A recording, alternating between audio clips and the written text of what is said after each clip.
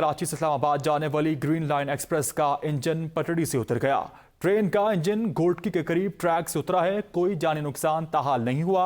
Engine पटड़ी से उतरने के बायस अब ट्रैक मुतासर हुआ है। 1 घंटे से ट्रेनों की आमदोरफ्त भी बंद हो चुकी है। आपको अपडेट कर रखे गए। ट्रेन का इंजन घोटकी के करीब ट्रैक से उतरा है, जबकि ताहाल कोई जानी नुकसान होने की इत्तलात मौसूल नहीं हुई।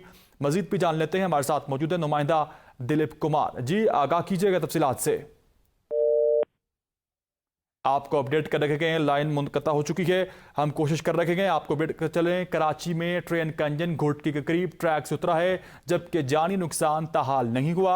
कराची से इस्लामाबाद जाने वाली ग्रीन लाइन एक्सप्रेस का इंजन पटड़ी से उतर गया है। ट्रेन का इंजन घोटकी के करीब ट्रैक से उतरा है। कोई जानी नुकसान नहीं हुआ। इंजन पटड़ी से उतरने के बायस अब ट्रैक मुतासर हुआ, जबकि 1 घंटे से ट्रेनों की आमदोरफ्त भी बंद हो चुकी है। आपको अपडेट कर रखे गए। कराची से इस्लामाबाद जाने वाली ग्रीन लाइन एक्सप्रेस का इंजन पटड़ी से उतर चुका है।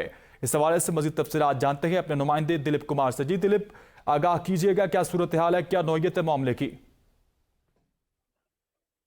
बिल्कुल, मैं आपको बताता चलूं कि घोटकी के करीब जो है कराची से इस्लामाबाद जाने वाली ग्रीन लाइन जो है ना पटरी से उतर गया है। जबकि मैं आपको बताता चलूं कि ट्रेन के हुक्मान ने कहा है कि कुछ ही घंटों में जो बहाल किया जाएगा, जबकि मुसाफिर जो सख्त परेशान है।